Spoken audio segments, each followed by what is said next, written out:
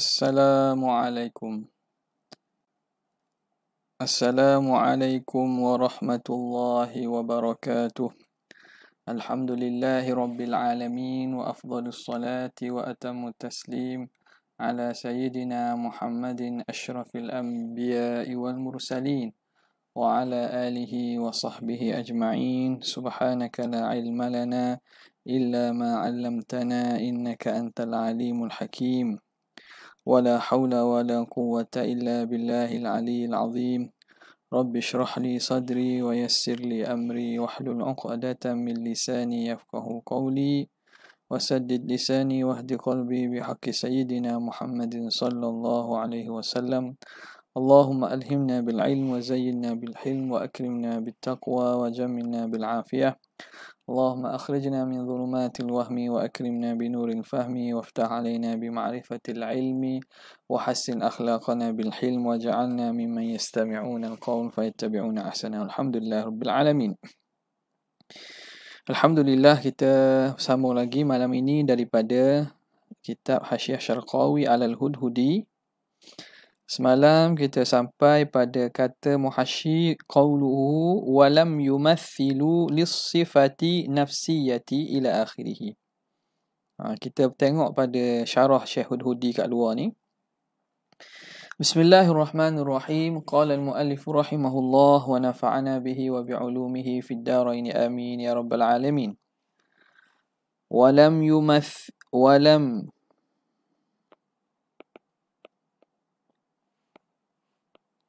Saya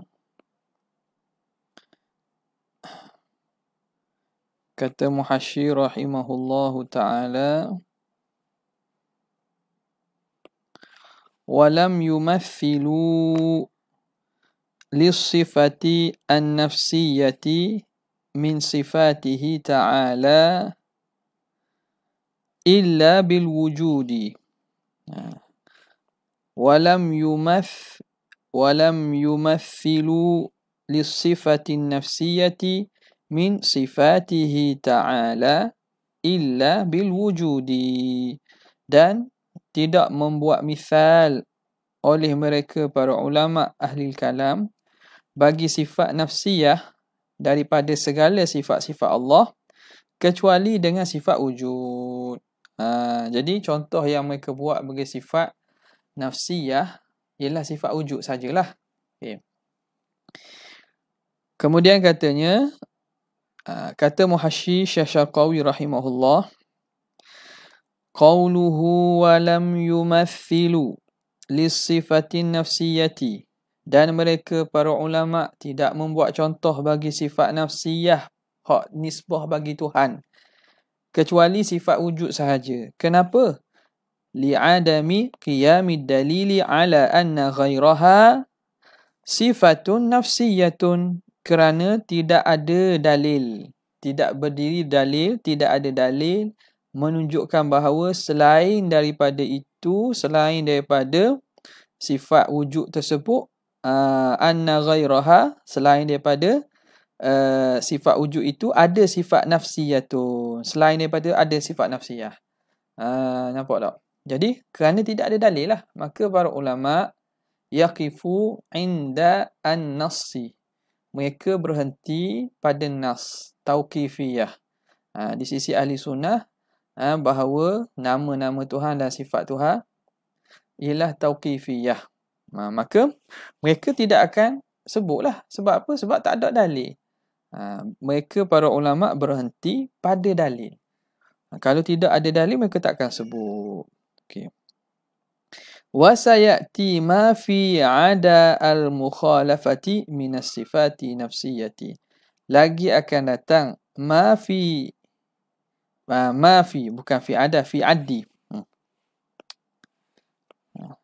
Wa sayati ma fi addi, dan lagi akan datang barang yang akan disebut berkaitan fi addil mukhalafah, pada membilangkan mukhalafah daripada sifat nafsiyah. Jadi adakah ada satu masalah iaitu berkaitan dengan sifat mukhalafatuhu ta'ala lil hawadith. Adakah mukhalafah itu sifat nafsiyah bagi Tuhan? Maknanya hakikat ketuhanan tu mesti bersalahan. Adakah mukhalafah itu termasuk daripada sifat nafsiyah bagi diri zat Allah Subhanahu wa taala? Wasayati, lagi akan datang. Dia akan sebutlah nanti. Okay. Jadi benda itu ada perbincangan yang akan disebut nanti.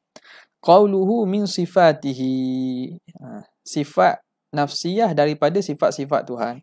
Allati hiya, yang mana allati hiya ba'du sifatihi mutlaqan, yang mana sifat nafsiyah itu ialah sebahagian daripada sifat Allah Ta'ala secara mutlak. Walaysal muradu annaha ba'du sifatihi an-nafsiyah. Bukan maksudnya bahawa wujud itu sebahagian daripada sifat nafsiyah. Jadi sifatihi ni daripada sifatnya, iaitu sifat-sifat Tuhan yang secara umum. Banyak lagi tu. Ma'aninya, salbiyahnya, maknawiyahnya itu. Jadi sifat nafsiyah tu sebahagian. Wujud itu satu daripada sifat-sifat Tuhan, yang mana wujud itu sifat nafsiyah. Bukan maksudnya wujud itu sebahagian daripada sifat-sifat Tuhan yang nafsiyah. Makna sifat nafsiyah Tuhan ni banyak, wujud tu salah satu. Bukan itu maksudnya. Walaysal muradu annaha ba'du sifatihi an-nafsiyati liqtidaihi, kerana memberi faham anna lahu ta'ala sifatin nafsiyatan kathiratan, bahawa bagi Tuhan ada sifat-sifat nafsiyah yang banyak. Sifatin jadi isi anna muakhar, anna lahu sifatin nafsiyatan kathiratan, bahawa ada bagi Tuhan itu sifat-sifat nafsiyah yang banyak. Walam yumathilu, dan para ulama ahli kalam tidak membuat misal, tidak mendatangkan misal, minha, daripada sifat-sifat itu, sifat nafsiyah itu, illa bil wujud, kecuali dengan sifat wujud. Okay. Wa huwa fasidun. Tengok sini.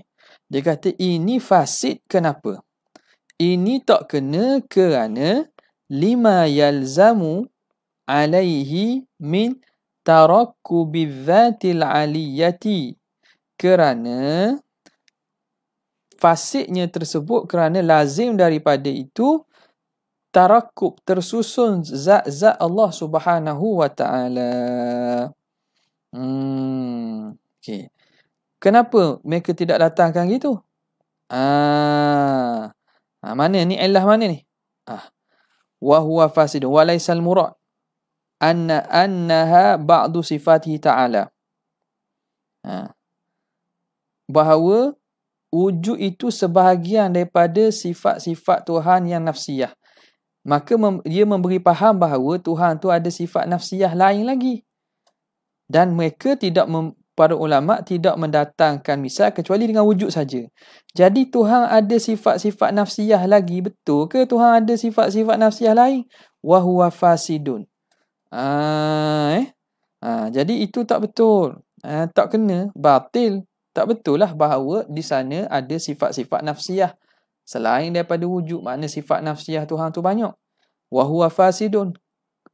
Tak betul, kenapa?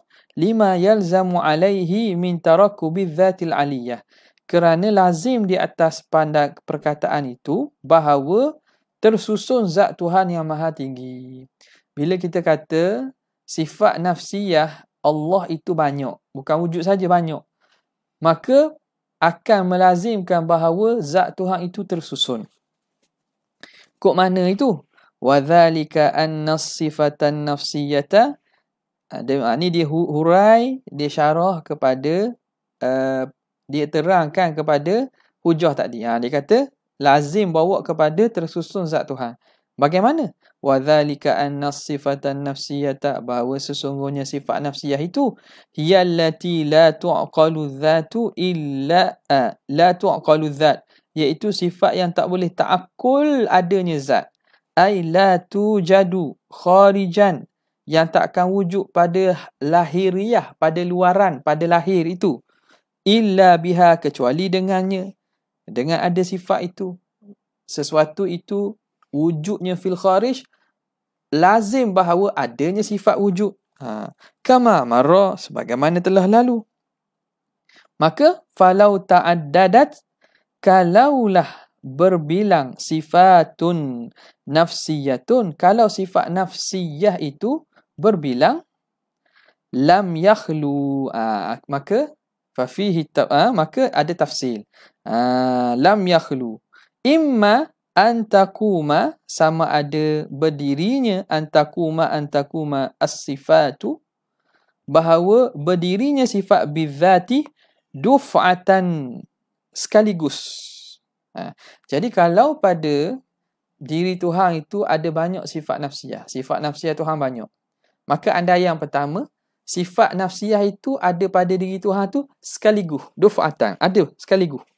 Andaikan ada 2, 3 tak. 3 tu ada serentak sekaligus. Au ala tertib, andaian yang kedua, dia berada secara tertib. Hak ni dulu, lepas tu hak lain pula, hak tu lain pula. Maka fa in qamat biha murattabatan, dia ambil andaian yang kedua dulu, ala tertib. Ala tertib ini dipanggil lafun wa nashrun musyawwash. Lafun wa nashrun musyawwash, mana susun yang tak ikut tertib. Tadi dia kata duf'atan wahidah kan. Dia bilang duf'atan wahidah. Orang ni sebut nombor 1. Lepas itu ala tertib. Tapi bila susun, dia sebut hak nombor 2 dulu. Dia panggil lafun wa nashrun musyawwash. Susun dan apa nama ni, kalau bahasa terjemah betul, lipat.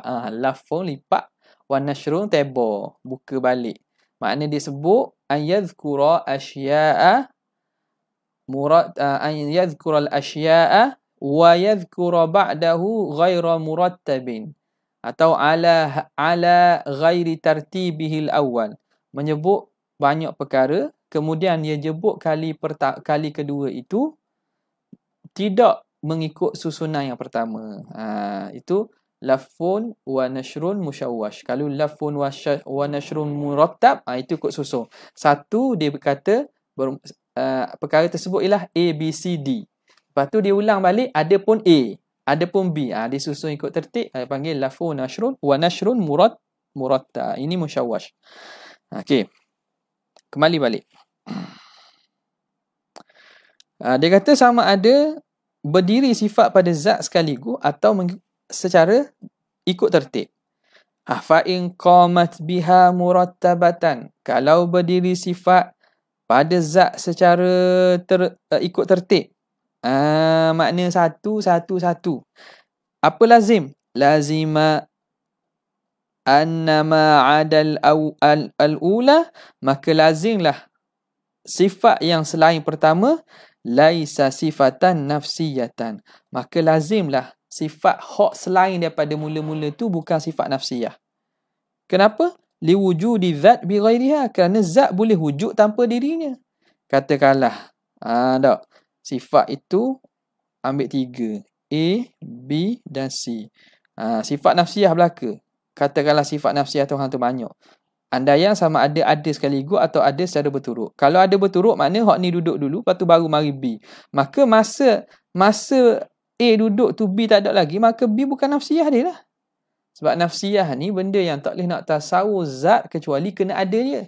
Sekarang ni boleh tasawur bahawa tidak ada B dan C. A ada, B dan C tak ada. Maka lazima annama adal ula laisa sifatan nafsiyatan liwujudi dzati bi ghairiha, kerana adanya zat tanpa sifat tersebut. Bi ghairiha wa huwa al-ula allati qamat biha, iaitu sifat pertama yang berdiri padanya. Awalan, pada mula-mula. Wa in qamat, anda yang kedua pula. Wa in qamat biha duf'atan, kalau berdiri ada sifat nafsiyah pada zat itu sekaligus. Duf'atan ay duf'atan wahidah. Maka lam yasduk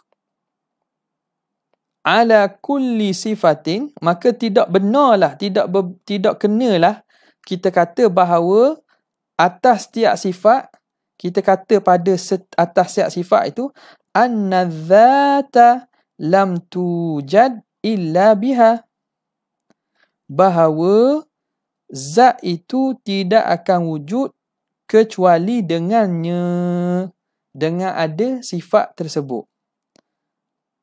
Kecuali dengan ada sifat tersebut, kulli sifatin tu.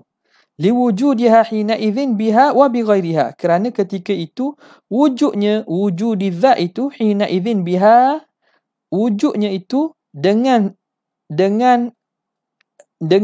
dengan sifat yang kulli sifatin wa bighairiha, dan sifat baki hak lain. Apa dak ni? Tengok molek ni. Tengok molek ni. Katakanlah sifat ni, andaian kedua, dia sifat nafsiyah ni sekaligus ada. Okey, maknanya ketiga-tiga A, B dan C ni ialah sifat nafsiyah yang ada pada diri Tuhan sekaligus. Okey, bila begitu, lam yasduq ala kulli sifati, maka tidak benarlah dan tidak kenalah kita kata pada setiap sifat itu bahawa dia itu sifat nafsiyah. Apa tadi sifat nafsiyah? Sifat hiyallati lam tujadu zat illa biha. Sifat yang mana tak boleh ada zat kecuali dengannya. Zat tu takkan ada kecuali dengan dia. Okey, bila kata A ni sifat nafsiyah, maka kalau ada A, betul tak kalau andaian bahawa Allah itu ada banyak sifat nafsiyah, maka bila begitu A ni kita tak boleh nak kata sifat nafsiyah. Sebab apa? Sebab takrif sifat nafsiyah tu tak kena pada dia. Apa takrif dia? Anna zat lam tujad illa biha, bahawa zat ini takkan ada kecuali dengan adanya A. Betul ke zat ni takkan ada kecuali dengan ada A? Tak. Zat ni takkan ada kecuali dengan adanya A, B dan C. Makna ada A saja tu tidak cukup. Faham tak? Takkan wujud zat kecuali ada A. Betul ke? Kalau tengok pada takrif tak betul lah. Takkan jadilah takrif sifat nafsiyah. Kerana di sini dalam hal keadaan ini bahawa zat itu takkan wujud bukan dengan sebab tak ada A saja, tapi tak ada A dan selain daripada A, B dan C. Sebab tu dia kata lam yasduq ala kulli, atas setiap. Kul kan kul majmu' ni. Kul jami', mana kulli fardin. Kulli fardin. Setiap satu. Maka setiap sifat itu tidak betul lah atas setiap sifat itu bahawa zat itu tidak akan wujud kecuali dengannya. Kerana apa? Kerana wujudnya zat ketika itu dengan sifat itu dan sifat lain. Zat ini nak wujud kerana kena ada A, kena ada B, kena ada C. Maka bila kita kata sifat nafsiyah, tak betul lah. Sebab apa? Apa takrif sifat nafsiyah? Sifat yang tidak akan wujud zat kecuali dengan dia. Sekarang ni wujud zat kerana dengan dia ke? Bukan. Bukan dengan dia saja. Tu makna tak kena tu. Maka fayata'ayyanu an takuna dhatu hina idzin kabatan, maka lazimlah ketika itu, tertentulah, jadi mestilah ketika itu zat tu tersusun. Bila gitu zat tu tersusun lah. Zat ni tersusun daripada sifat nafsiyah A, B dan C. Banyak dah tu sifat tu. Tersusun orang panggil.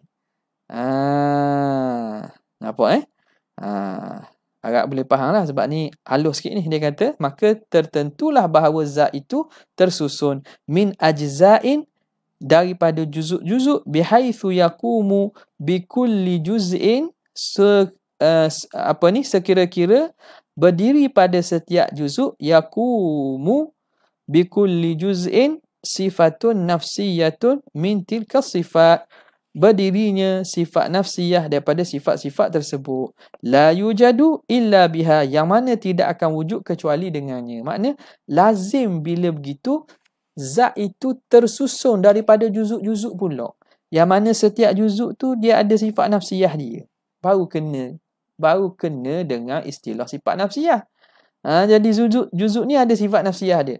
Juzuk ni sifat nafsiyah dia. Juzuk ni sifat nafsiyah dia. Ya. Bila begitu wala yakhfa fasaduhu, maka tidak tersembunyi lagi fasadnya, batilnya, tak betulnya andaian itu. Kerana itu dia kata sifat nafsiyah itu satu saja nisbah Tuhan. Okey. Fal qidamu, adapun qidam. Ni masuk kat mana dah ni? Salbiyah sini dah. Kita baca luar balik. Kata Syarih rahimahullahu ta'ala, wasifatus salbiyatu, dan bermula sifat salbiyah itu, hiyal khamsul lati dzakaraha asy-syaikhu ba'dal wujudi, iaitulah 5 yang disebut oleh tuan syekh kita, Syekh Sanusi, selepas daripada sifat wujud. Qidam sampai ke akhir itulah, sampai ke 5 sifat salbiyah itu. Fal qidamu, apa erti qidam? Ibaratun an nafyil adamis sabiqi, ibarat daripada nafi, yakni ternafi adam sabiq, ternafi ketiadaan yang mendahului, adam yang mendahului, lil wujudi, yang mendahului wujud. Wal baqa'u, dan baqa' pula, sifat baqa' pula, ibaratun an nafyil adamil lahiqi, ibarat daripada menafikan adam lahiq, ketiadaan yang mendatang lepas daripada wujud, al-lahiqi lil wujud. Wal mukhalafatu, dan mukhalafah pula, ibaratun an nafyil mumathalah lil hawadith, iaitu ibarat daripada ternafinya persamaan bagi makhluk, menyamai makhluk, ternafi menyamai makhluk. Wal qiyamu bin nafsi, dan berdiri dengan sendiri itu, ibaratun an nafyil iftiqari ilal mahal wal mukhassis, ibarat daripada ternafinya berhajat kepada tempat, yakni zat, dan juga mukhassis, pencipta. Wal wahdaniyatu, dan bermula wahdaniyah itu, ibaratun an nafi ta'addudi, ibarat daripada ternafinya berbilang, fi dzati, pada zat, was sifati, pada sifat, wal af'ali. Wa kullu hadhihi al manfiyatu, dan setiap daripada perkara yang dinafikan ini, la taliqu billahi jalla wa azza, tidak layak dengan Allah Ta'ala yang maha agung, yang maha tinggi. Li'annaha muhalatun, kerana kesemuanya itu mustahil fi haqqihi, pada hak Tuhan. Ya. Wa ma'na salbiyatin, dan makna salbiyah itu nafyiyatin. Nanti kita baca balik dalam.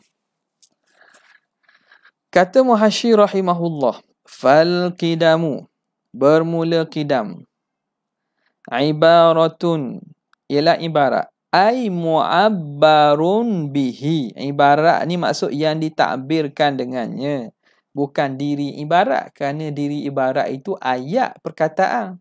Jadi sifat tu bukan perkataan. Sifat itu ialah apa yang ditunjuk dan didalalahkan, ditunjukkan oleh perkataan dan kalimah itu.